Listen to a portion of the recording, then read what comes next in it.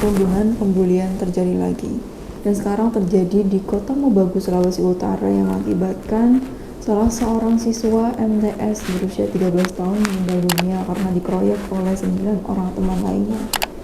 Bagaimana kronologinya dan pelajaran apa yang bisa kita ambil agar ini tidak terjadi lagi? Dan apa sih yang menyebabkan seseorang itu membuli orang lain dari sisi psikologinya? Bagaimana cara mengatasinya? Kita akan bahas di video ini, jadi teman-teman tonton videonya sampai akhir ya. Jadi kronologi pembulian yang mengakibatkan salah seorang siswa meninggal dunia yang terjadi di Sulawesi Utara ini. Jadi ceritanya korban ini hendak melakukan sholat zuhur setelah dia ujian sekolah. Nah, ketika dia mau sholat, tiba-tiba ada orang yang menutup matanya menggunakan sajadah. Kemudian singkat cerita, dia diikat tangannya dan dikeroyok oleh teman-teman lainnya, dipukul, ditendang. Hingga akhirnya dia mengeluhkan kepada orang tuanya perutnya sakit. Kemudian dibawa orang tuanya ke rumah sakit mendapatkan penanganan. Dan ternyata terjadi kelainan usus terhadap siswa tersebut hingga beberapa hari mengalami perawatan.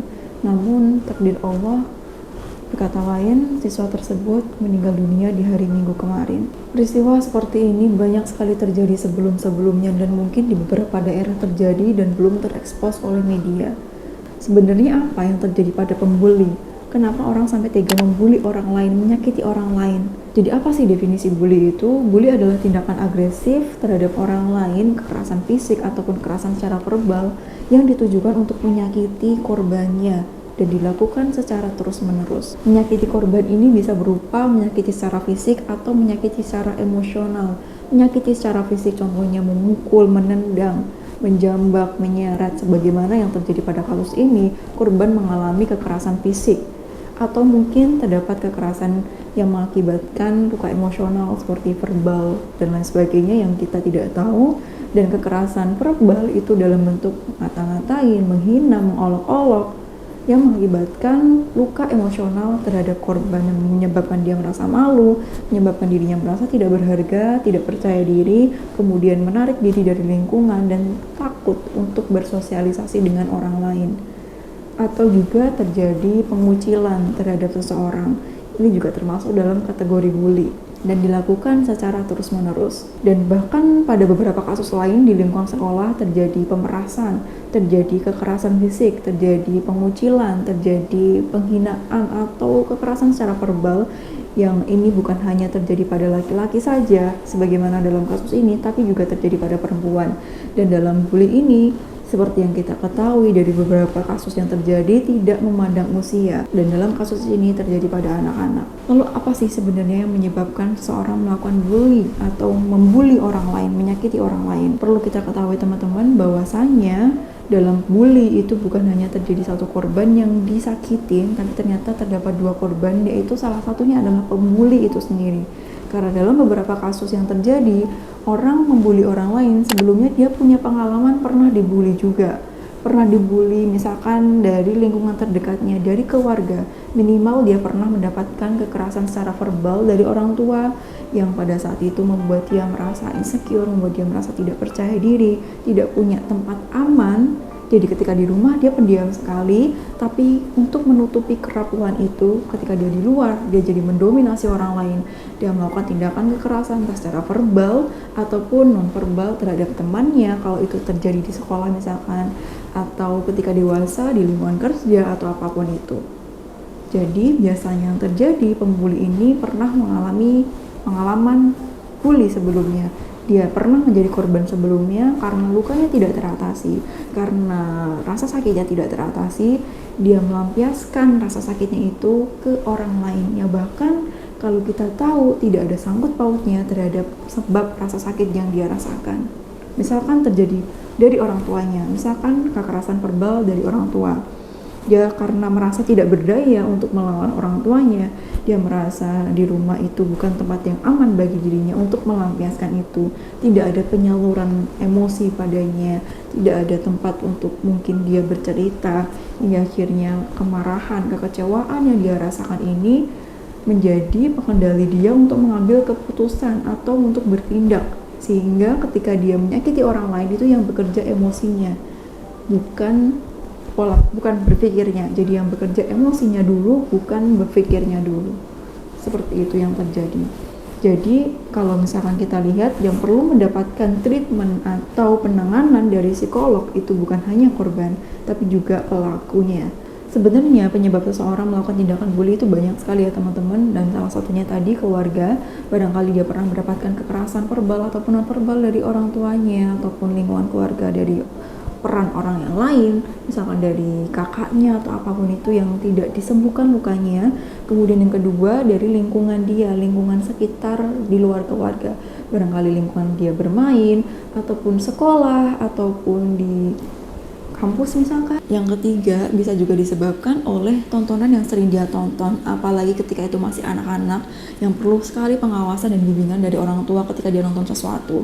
Nah, yang terjadi pada era ini tidak semuanya ketika orang tua pengen anak gak rewel, yang dilakukan misalkan ketika orang tuanya sedang bekerja, yang dilakukan oleh orang tua adalah ngasih HP ke anaknya. Yang penting diem, yang penting gak rewel, biar orang tuanya bisa fokus kerja dan sebagainya. Padahal bisa jadi yang ditonton anak itu beraneka ragam.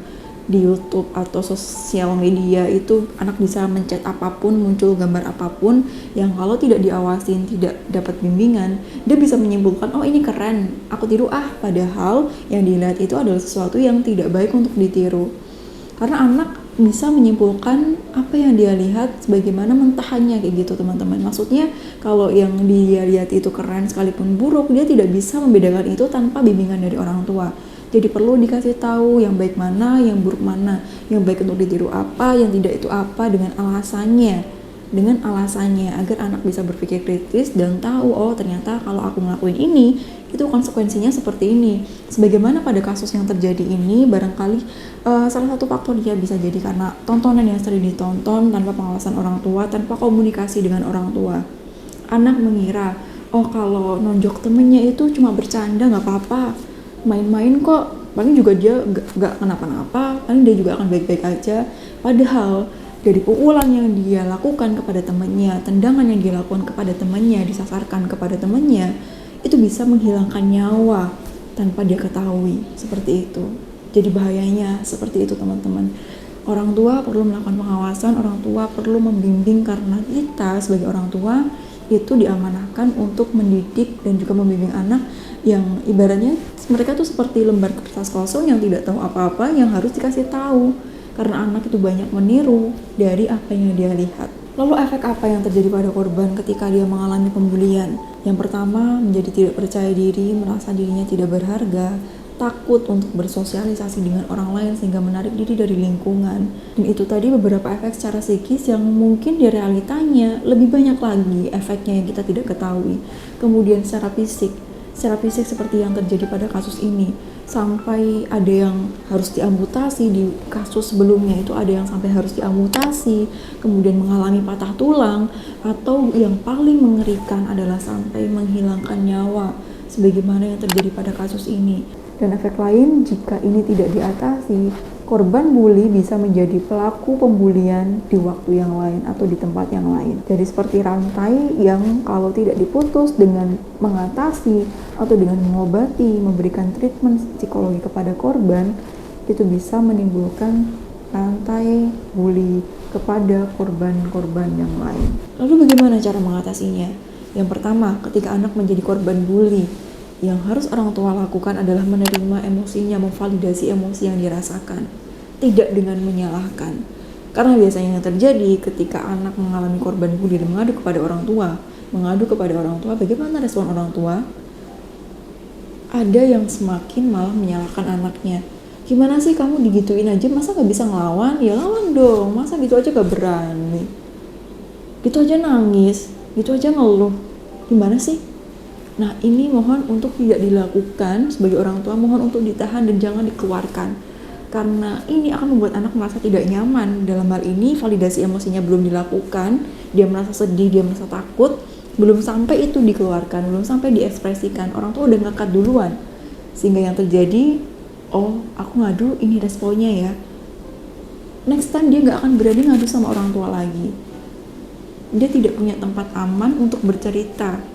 Yang sebelumnya dia merasa aku ngadu ke orang tua untuk mendapatkan rasa aman, setidaknya minimal validasi emosinya. Dia menjadi takut untuk bercerita. Hingga kemudian yang terjadi apa? Di sekolah dia dibully lagi, kemudian dia diem, sampai terjadi parah, orang tua baru ngeh, ini jangan sampai terjadi. Jadi yang pertama, ketika anak mengadu ke orang tua, atau orang tua mungkin tahu ya kondisi ekspresi anak ketika pulang sekolah misalkan seperti apa, kok nggak kayak biasanya, atau mungkin ada luka di badannya, orang tua itu tahu, tanya, adik kenapa?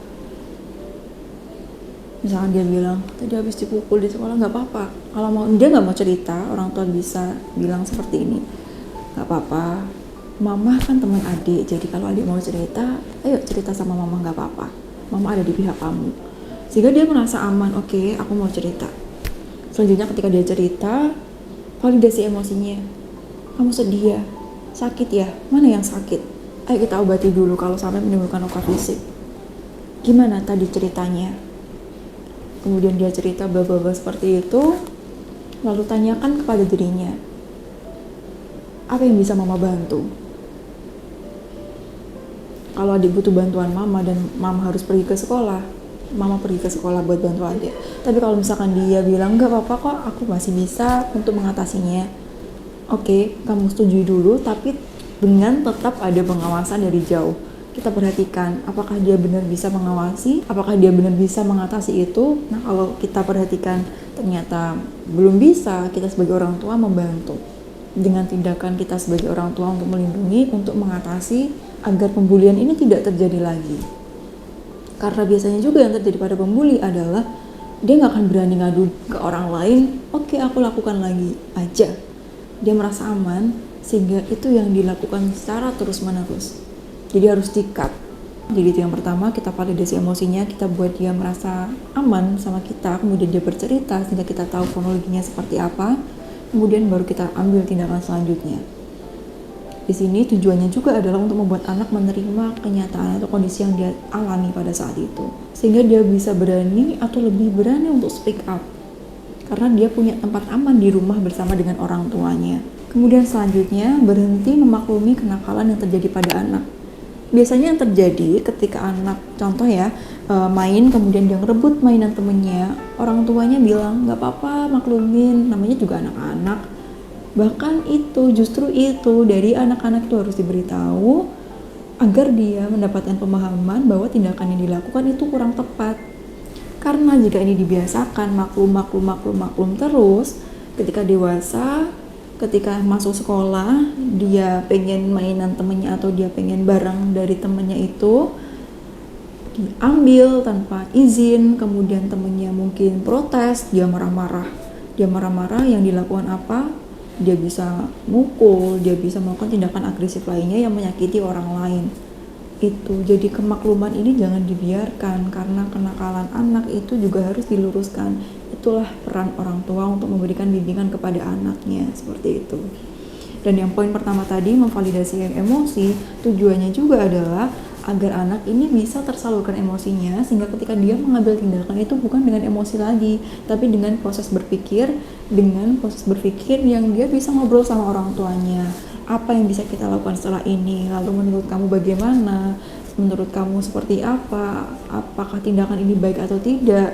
Kira-kira alasan orang ini melakukan tindakan kekerasan itu apa sih? Jangan-jangan di rumah dia juga sering dipukulin sama orang tuanya, kasihan ya. Jadi seperti itu teman-teman, pelajaran yang bisa kita ambil dari kasus ini. Semoga kita bisa melakukan tindakan pencegahan agar bully ini tidak merajalela dan terjadi di Indonesia yang semakin banyak suatu yang tidak normal tapi menjadi biasa karena seringkali terjadi. Karena ini adalah peran kita agar tidak terjadi lagi dan lebih peduli atau aware terhadap apa yang terjadi pada lingkungan sekitar kita. Karena kalau tidak dimulai dari diri kamu, lalu dimulai dari siapa lagi? Jadi seperti itu, semoga bermanfaat, dan mungkin jika teman-teman punya sisi pelajaran lain yang bisa kita ambil dari peristiwa ini, silakan tulis di kolom komentar. Sampai jumpa, stop bully, mulai peduli, dimulai dari diri kamu. Sampai jumpa di video selanjutnya bersama aku Devi Puspita. Wassalamualaikum warahmatullahi wabarakatuh. Kamu berharga dan kamu berhak untuk bahagia.